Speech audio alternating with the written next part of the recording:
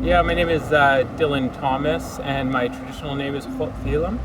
I am a member of the Liaxin First Nations through my paternal grandfather. I also have heritage from the Shinanemo First Nations through my mother, and some Stolo River ancestry through my mother, and then also Lekwungen heritage through my father, and Squamish heritage.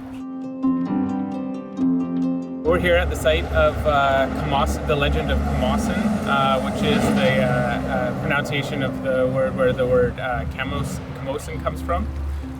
It's a legend about a girl who was turned to stone, and it's a story that belongs to the Esquimalt Nation people. The Legend of Camosun tells a story about Hales, the Transformer, and Raven and Mink are traveling along the waters when they find a crying girl. She tells them that she's hungry, and Hales, the Transformer, offers her food. But at the start of the legend, she keeps refusing all these foods. So she refuses sturgeon, so Hales throws sturgeon over to the Fraser. She refuses cranberries, so Hales throws that up to Shawnigan Lake. And then in the end, she accepts things like duck, oysters, herring, and that's why all those foods are still found here in the gorge today. Right behind me is Tillicum Narrows, right underneath the Tillicum Bridge, and when the tide is low, you can actually still see the two boulders, one of them being Camosun and then the other being Camosun's grandfather. When Hales transformed them into stone, he said that they will become the protectors of these waterways. The design that I did actually shows two herrings facing in opposite directions. That structure is designed to symbolize the waters here, since this is ocean water. The rocks, the Camosun and her grandfather actually created one of the only two-way waterfalls in the world, and a two-way waterfall works as the tide's going in one direction, a waterfall falls one way, and when the tide goes the other direction, it falls the other way. It's a rare natural wonder. The word Camosun actually means where two waters meet and transform. So I thought that having the herring swimming in opposite directions, coming together to form a holistic design, would be good symbolism of the waters coming together and transforming. I also thought that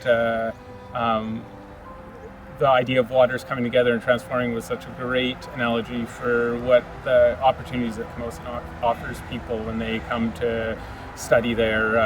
There are so many different backgrounds and people and everything coming together, and I'm sure that every person that goes there and studies comes out of there transformed. The art that I do is fully based on traditional Coast Salish artwork, even though to some I might seem quite contemporary, because I do work with like newer technologies, CNC machines sometimes, and sandblasted glass, things that haven't been very common in Northwest Coast art. But it all kind of goes back to Salish designing. My mentor, Randy Cook, who was a Kwakwakiwak artist, he taught me right off when I started working with him, right off the start, that I needed to go to the museums and study the old pieces, and she showed me how to look that stuff up, and I kind of dove in, studied traditional Salish art, and really learned from the ground up the basics of Salish design.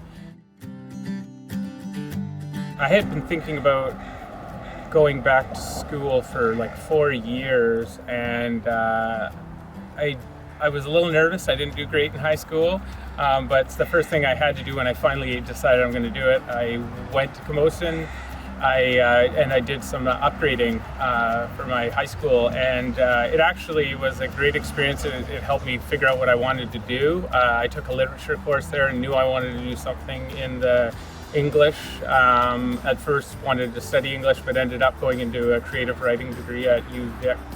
Going to Camosun for my upgrading and then taking my early credits for the university transfer was an amazing experience.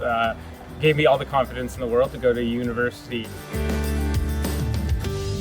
I would just really suggest that people make an effort to learn the local history, not just the kind of modern history, but the deeper history of any area they live in BC. There's really, really rich history and cultural teachings from every area of BC. So if wherever you're living, I hope that people make an effort to learn these legends and stories from the Indigenous people that live around them.